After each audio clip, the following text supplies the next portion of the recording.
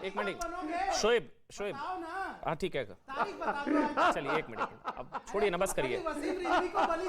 विनोद बंसल, मैं आपके पास आ रहा हूँ। विनोद बंसल, मेरा सीधा सा सवाल है, जिसकी बैटिंग कर रहे हैं यहाँ पर शोएब जमैया, जिन लोगों की बैटिंग कर रहे हैं, जो अपने देश के ना हुए वो इनके भी नहीं होंगे शायद, जो अपने देश का नहीं है वो किसी का नहीं है। और बार बार ये सवाल पूछा जाता है सीए को लेकर, मैं तो कह रहा हूं बाल बाल बच गए हम लोग अगर सीए डाइल्यूट कर देते इनके दबाव में आकर, तो जो हालात वहां पर है वो यहीं पर भी होते मेरे ख्याल से। बिल्कुल अमन जी, देखिए बात यह है कि हमें भी इस बात को समझना पड़ेगा, जो कुछ मोरक्को के लोग फ्रांस में जाके कर रहे हैं, वही काम भारत में बस जो छूटे थे 5 करोड़ लोग, वो आज जगह जगह देखने को मिलता है, अनेक जगह मिला। आप देखिए कि आखिरकार ये जो जम्मू कश्मीर की आज स्थिति क्यों बनी, वही मानसिकता है ना, पाकिस्तानी मानसिकता। आखिरकार ये जो स्थितियां जो है नॉर्थ ईस्ट की जो बनी, वो वही मानसिकता है ना, मजहबी मानसिकता है। आखिरकार केरल और बंगाल के अंदर क्या हो रहा है, यही मजहबी मानसिकता है कि मैं तू मेरा वो ला इलाहा इल्लल्लाह, वो जो उन्होंने कहा कि एक दो दूसरे भाई जो है ना, जो इस्लाम को मानेगा वो मेरा भाई है, नहीं तो नहीं है। मैं ये कहता हूं कि जो व्यक्ति भारत माता की जय नहीं बोल सकता, जो वंदे मातरम नहीं बोल सकता, आखिरकार वो भारतीय कैसे हो गया। और जो व्यक्ति ये नहीं कहे कि संविधान से बढ़कर मेरी कुरान है, कुरान से बढ़कर मेरा संविधान है, तो आखिरकार वो भारतीय कैसे माना जा सकता है भाई। जो व्यक्ति इस बात को कहने में डरता है कि नहीं अब इस्लाम से पहले जो है मेरा भारत नहीं हो सकता, मैं भारत माता की जय नहीं बोलूंगा, तो आखिरकार स्थितियां तो वही पैदा हो रही है ना अमन जी, जो आज मोरक्को के लोगों के द्वारा फ्रांस के अंदर पैदा हो रही हैं। और ये फ्रांस और मोरक्को तो एक उदाहरण है, ये दुनिया के जाने कितने देश इसको लेकर जल चुके हैं। शिवम, मेरे को बार बार इसलिए रियलाइज हो रहा है, ये वही शायद देश है जो जब सीए को लेकर पूरा क्राइसिस चल रहा था, ये रेफरी बने हुए थे जी, क्योंकि फुटबॉल की भाषा में कहीं ये लोग रेफरी बने हुए थे। आज सबसे ज्यादा पेनल्टी इनको चुकानी पड़ रही है और शूट आउट भी यहीं हो रहा है। ये लोग रेफरी बने हुए थे सीए वाले केस में, ये सब इंडिया को लेक्चर दे रहे थे, आज यहीं पर पेनल्टी इनको देनी पड़ रही है और इनके यहीं शूट आउट हो रहा है। अब इनको शायद समझ आ रही है। कनाडा घुटनों पर आ गया। जब बात हुई थी किसान आंदोलन की तो तमाम दावे उन्होंने किए थे। अभी एस जयशंकर जी ने बहुत रिसेंट कहा कि भाई ठीक है, आपको राजनीति करनी है अपने देश में करो, मेरे देश में मत करो। इन तमाम लोगों के साथ ये परेशानी अब आ रही है। शोएब जी, आपने एक जवाब पूछा था, कहा था कि तारिक फतेह साहब हिंदुस्तान से नहीं है, पाकिस्तान से हैं। देखो 47 से पहले पाकिस्तान था नहीं, 47 के बाद आज पाकिस्तान है, कल फिर नहीं रहेगा। तो हम तो बेसिकली उसको मानते ही नहीं। पंजाब, सिंध, गुजरात, मराठा, आपने राष्ट्रगान शायद पढ़ते नहीं होगे आप, लेकिन अखंड भारत की परिकल्पना में तो वैसा कोई देश है ही नहीं। अब आगे आते हैं, आपने बड़ी इंटरेस्टिंगली इनसे एक सवाल पूछा और ये उसको डक कर गए। मैं आपसे पूछता हूं बहुत शालीनता के साथ, पहले संविधान या कुरान? कुरान पहले आपके लिए क्या है? कुरान। कुरान। जिनके लिए कुरान पहले, वो तो कौन कहता है इस देश में कि ये संविधान से बंधे हुए हैं? ये देखिए, जूम कर लीजिए शोएब जमाई का चेहरा, ये कहते हैं कुरान है पहले। मैं सम्मान करता हूं इनका, लेकिन लेकिन लेकिन लेकिन इस देश में जो परिकल्पना है संविधान के अंतर्गत, जाति धर्म संप्रदाय से अलग हटकर हम यहां पर हिंदुस्तानी हैं, वो ये नहीं है। आपके लिए संविधान सेकेंडरी है, मतलब सेकेंडरी है, ऑफ कोर्स, बड़ी चीज है भाई। और आप ये यही रियलिटी है। आप इनसे देश कहिए, जाति कहिए, उधर उधर घुमाते रहेंगे आप। सीधा सवाल का जवाब एक सेकंड में। इसका जवाब मैं दे दूं? इनको लगता है not fine, it is just not fine at all. मैंने तो बहुत डायरेक्ट कहा। डॉक्टर रिजवान आ रहा हूं, पहले शोएब बोल ले, उसके बाद आपके पास आऊंगा। तारिक फतेह साहब ने पूछा, इसका जवाब मैं दे दूं? एक मिनट में आ रहा हूं। डॉक्टर रिजवान, पहले शोएब बोल ले, उसके बाद आपके पास आऊंगा। तारिक फतेह साहब आ रहा हूं, पहले शोएब आप बोलिए। कहा कि कुरान मेरे लिए फर्स्ट मोस्ट, ठीक, मेरी जिंदगी को जीने के लिए, वे ऑफ लाइफ के लिए मेरे पास कुरान है, ठीक है ना? शोएब एक मिनट बोलिए, मैं एक चीज टोक दूं आपको। सेकुलर फैब्रिक है, कंट्री का फैब्रिक है। सुनिए, 47 में जिनके लिए धर्म पहले था, उनकी ट्रेन चली गई, आपकी ट्रेन छूट गई। जिनके लिए धर्म पहले, आप बोलेंगे, अब आप बोलेंगे, 10 सेकंड बाद आप बोलेंगे, मेरी सुन लीजिए।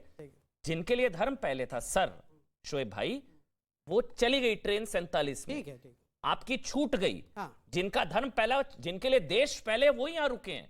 डॉक्टर रिजवान अहमद के लिए देश पहले है, एपीजे अब्दुल कलाम के लिए देश पहले, अब्दुल हमीद के लिए देश पहले है, आपके लिए धर्म पहले है। अमन जी, जिनके लिए धर्म पहले वो चले गए, नंबर 1। नंबर 2, पहले जिनके लिए धर्म पहले है ना, अरे भाई अब तो मुझे जिनके लिए धर्म पहले है ना, क्या शोएब वही कर रहे हैं मोरक्को वाले। बोलिए अब आप। चलिए, हाँ, मेरे लिए कुरान मेरी वे ऑफ लाइफ के लिए प्राइमरी, मतलब मेरे लिए इंस्पिरेशन है, और संविधान मेरे इस देश के अंदर मुझे किस कानून के तहत बंद के रहना चाहिए, वो मेरे लिए प्राइमरी इंस्पिरेशन है। सुनिए, फर्क समझिए।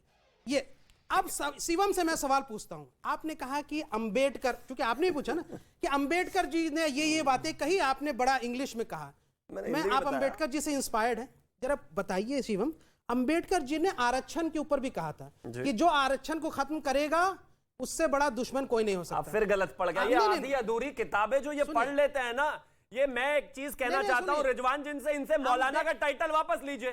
उन्होंने बिल्कुल ऐसा नहीं कहा। नहीं, मैं जवाब कर दे रहा हूं सर, आप गलत बोल रहे हैं। मैं जवाब सुन लो। बाबा भीमराव अंबेडकर कोई आदमी न्यूज चैनल पर देश के संविधान के अंतर्गत आते हुए संविधान निर्माता कोई अगर गलत कोट करेगा तो डूब मरने जैसी बात है। क्या कहा था उन्होंने? 10 सेकंड बताइए क्या कहा था। मुसलमानों का कहा वो जो अंबेडकर को मानने वाले जो दलित हैं, अंबेडकरवादी हैं, वो अगर कह रहे हैं कि मेरे आरक्षण को खत्म किया जाना गलत है, तो बताओ तुम्हारे हिसाब से आरक्षण होना चाहिए नहीं होना चाहिए? बताओ आरक्षण होना चाहिए। डॉक्टर रिजवान अहमद और तारिक फतेह के पास जाऊंगा ये कहते हुए दायरे में जो भी चीजें सरकार और ये देश और ये पार्लियामेंट और ये कहां फंस रहे हैं। चलिए पहले डॉक्टर रिजवान अहमद, उसके बाद तारिक फतेह। पहले डॉक्टर रिजवान अहमद आप बोलेंगे, फिर तारिक फतेह साहब आप बोलेंगे। पीसीआर यहां पर ऑडियो बंद रहेगा, मेरा भी ऑडियो बंद रहेगा, इसलिए मैं बीच में डिस्टर्बेंस नहीं बर्दाश्त करूंगा। पहले डॉक्टर रिजवान अहमद, फिर तारिक फतेह साहब, आपका 1 मिनट। पहले 1 मिनट आपका, डॉक्टर रिजवान अहमद। देखिए, ये बड़े ताज्जुब की बात है, कोई वाकई आपकी मजबूरी हो सकती है, एक गेस्ट की एक तमीज होती है, अतिथि देव भव होता है, कि ये बोलने के बाद भी कुरान पहले है, आपने इस आदमी को स्टूडियो में बिठा रखा है। अगर मैं एंकर होता इसे जूते मार के भगाता यहां से, पहली चीज। दूसरी चीज, ऐसे नहीं, बस मेरे लिए ये बदतमीजी नहीं। ऑडियो बंद है पीसीआर। अब ये गाली गलौज पे आप उतर आएंगे, दिखा दिया आपने अपने संस्कार, दिखा दिया ना आपने। नहीं बिल्कुल सही कह रहा हूं। ऑडियो बंद है पीसीआर। मैंने कहा अगर मैं होता किए ना तो कूट दिए जाओगे, मैं बता दे रहा हूं। फालतू की बात नहीं, गाली गलौज मत करिए भाई। टांग भी बेटा यहां से चला जाएगा तुम्हारा। अभी एक टांग में लंगड़े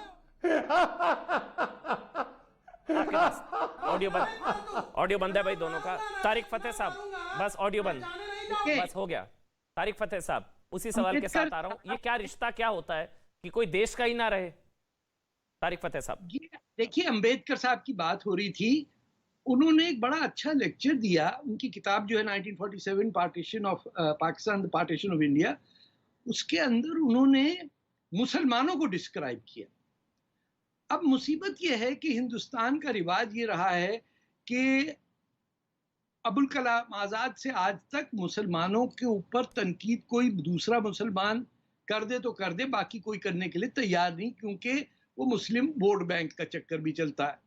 उन्होंने कहा कि मुसलमान कभी भी कम्युनिटी का नहीं होता।